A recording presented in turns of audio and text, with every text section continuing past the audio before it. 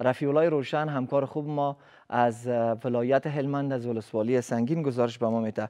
رفیع الله سلام، خسته نباشی، صبحت بخیر.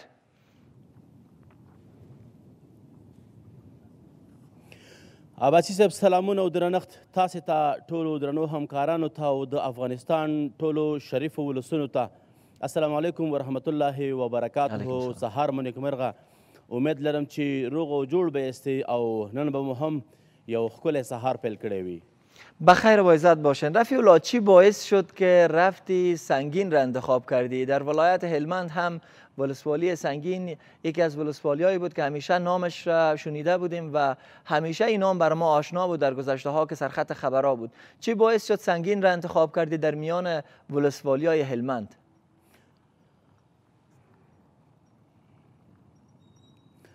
بالکل لکه څنګه چې تاسې وویلې سنگین د هلمند ولایت یو له هغه ولسوالیو څخه ده چې په تیرو څو کلونو کې هغه وخت چې دلته د بهرنیو ځواکونو ماموریت په افغانستان کې و دا تر ټولو ناامنه ولسوالي وه.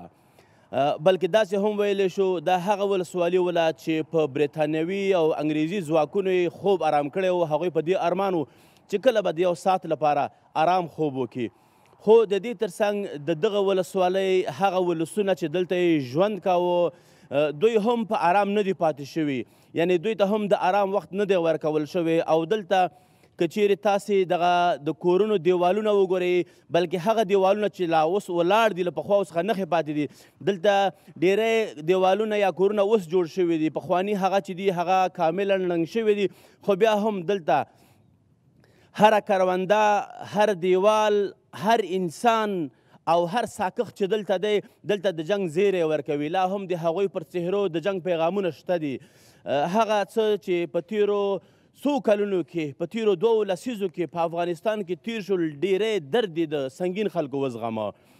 دوی به د شپې له خوبه راجګېدل، بیرون به وړل کېدل او هلته به دوی وژل کېدل، پرته له دې چې پوښتنه وشي څوک یې، پرته له دې چې ګناه یې معلومه شي، پرته له دې چې د هغه په حال ځان خبر شي، بلکې د یو افغان په توګه، د افغان په نوم د یو کلي د اوسېدونکي په توګه دی وژل کېده. دا هماغه سیمه ده.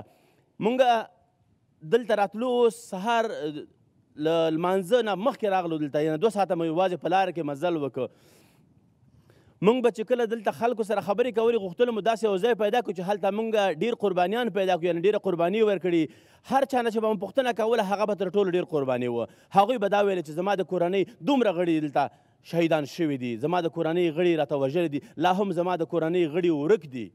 دلته هیڅوک په امن کې نه و، خو بیا هم راغلو دلته دغې سیمې ته. دا هغه ځای ده چې دلته د بهرنیو ځواکونو ټاورونه یا پوستې وې. دلته موږ ته د کلي اوسېدونکو وویلې دغه سیمه چې یوازې 3 یا 4 کیلومتره راځي په دې کې 215 ټاورونه ول، او دغه هر ټاور دلته د انسان وژنې وظیفه لرله. نو په دې خاطر چې لا تاسې ته درنو هیوادوالو ته د دغه ځای تصویر درکو، بیا دلته د دغې سیمې یو له هغو قربانیانو څخه چې د کورنۍ څو غړي په تیرو جنګونو کې شهیدان کړي دي، حاجي صاحب بهاودین چې په حاجي صاحب لالک دلته شهرت لري په سنګین ولسوالۍ کې، دی ځان سره لرو. د ده نه به خبرې وورو چې څه راته وایي، دا قصې څنګه راته کوي. حاجي صاحب ستړي مه شئ. ډېره زیاته مننه، خوشحاله اوسئ.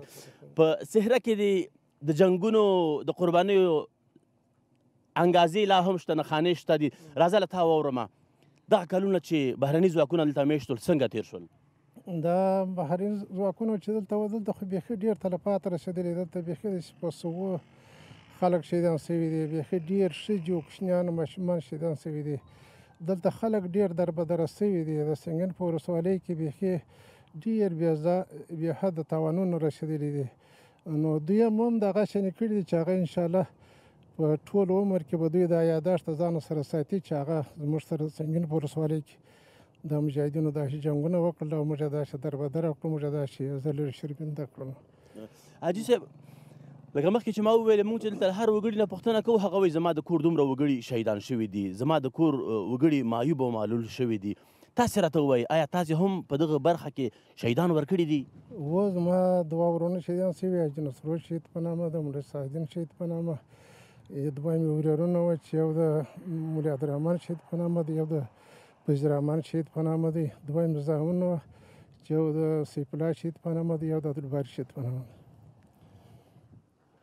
دا خو ډېره سخته ده چې یو چا د کور غړي دې شهیدانېږي او دی دې ورته ګوري او بیا دې وس هم نه رسېږي. په شاوخوا چا ګاونډ کې څه حالت ول؟ د دا خلک چې دلته اوسېدل د هغوی ژوند څنګه و؟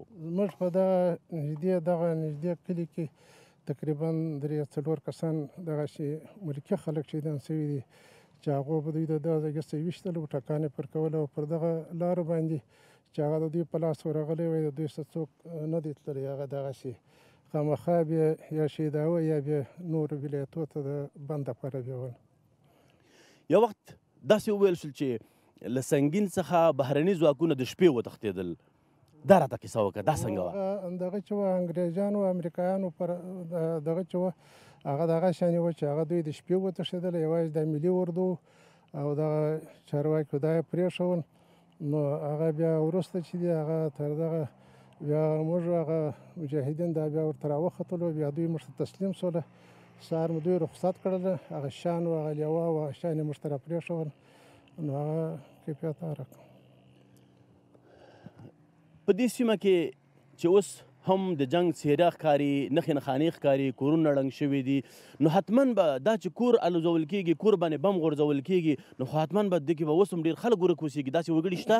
نو داسې وګړي خو بیخي ډېر شته، بیخي داسې بې حسابه شته چې په بسته کورنۍ کې دلته پر دغه پیچ واخواته په یو کور یې بمبار وکړي، تقریبا 10 15 28 2 کسان پکې شهیدان شوله.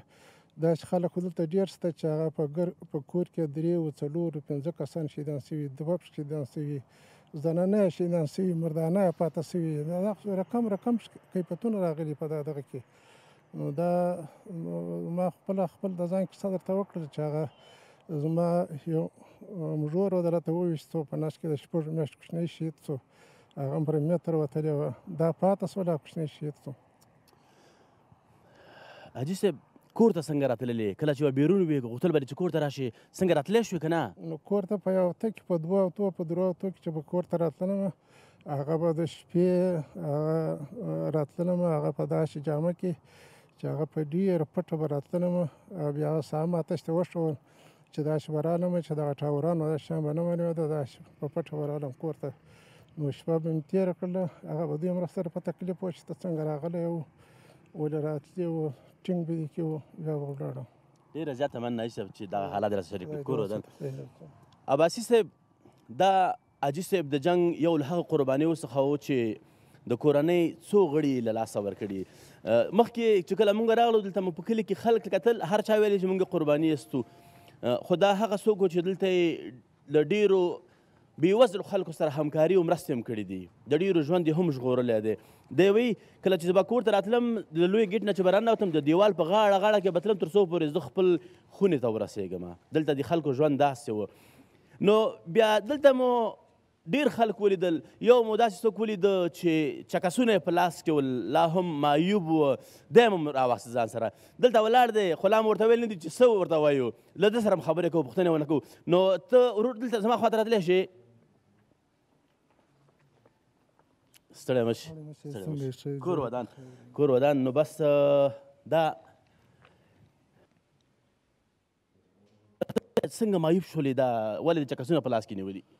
دا زه پرماین خپله ختلی یم، دلته جنګونه ډېر سوي دي، دغه سنګین ولسوالۍ کې ډېر تلفات رسېدلي دي ولس ته او ډېر ظلمونه سوي دي.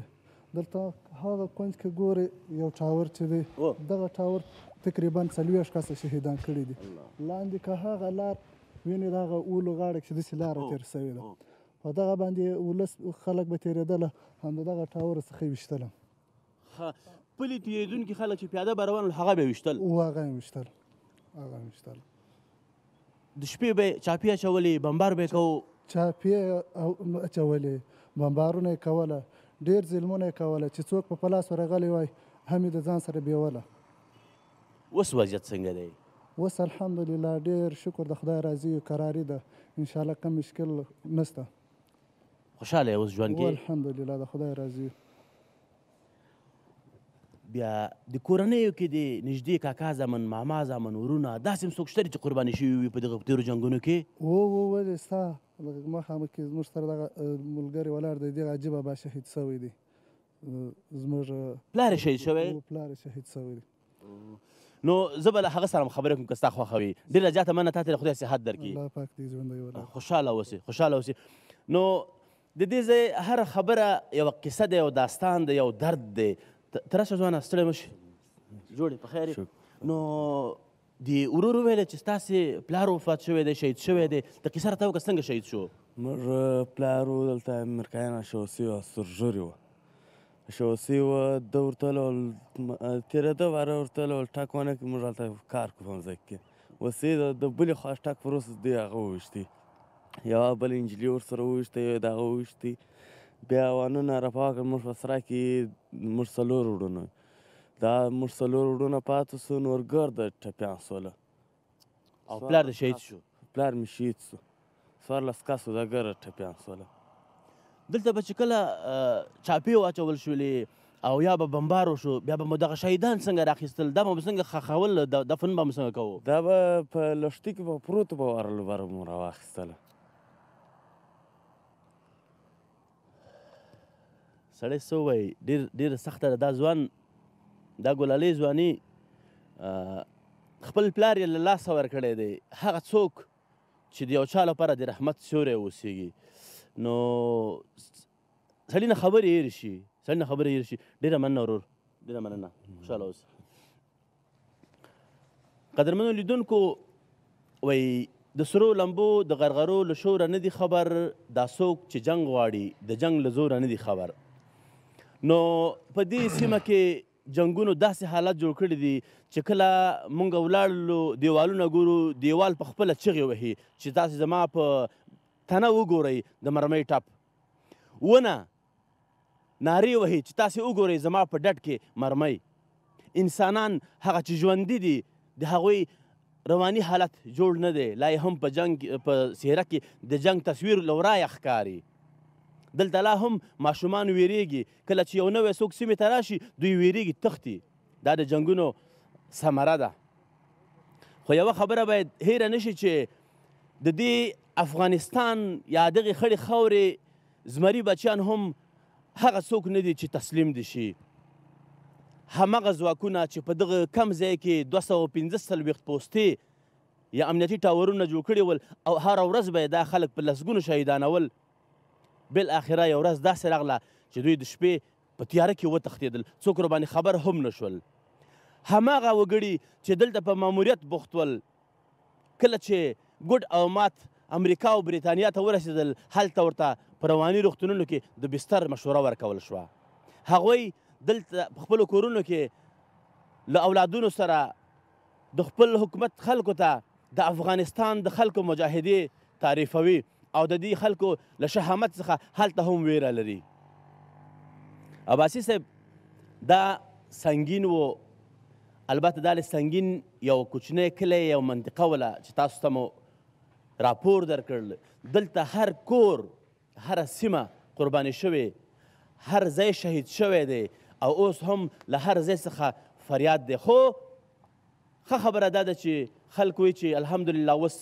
د افغانستان اسلامي امارت یو کاملا اسلامي نظام د خلکو سره اوږه په اوږه د هر چا پوښتنه خلکو ته د آرام ژوند برابرول او اوس دا کروندې چې شنې ښکاري دا یو وخت کې شنې نه وي دوی به یو وخت کې شنو ونو اورونه اخیستل مګر نن دا کروندې دلته کرل کیږي او زمونږ او ستاسې لپاره غله او دانه برابروي دا ونې چې نن خړې ښکاري دا سبا او بله ورځ شنې کیږي مګر یو وخت همدغو شنو پاڼو اور اخیسته دا و زما راپور له سنګین څخه هر څومره چې ووایم د انسان زړه دردیږي احساسات پیاوړي کیږي سړی مجبور کیږي یو څه ووایي نو قدرمنو لیدونکو ګران عباسي صاحب دا زما راپور و چې تاسو ته مو خیلی سپاسمند هستم خیلی تشکر سنگین لا نورې خیلی خوب زیانمنې شوي دي دردېدلي دي له هغو به هم درته راپورونه ولرو خیلی سپاسگزار هستم سنگین و ولایت هلمند بخصوص ولسوالی سنگین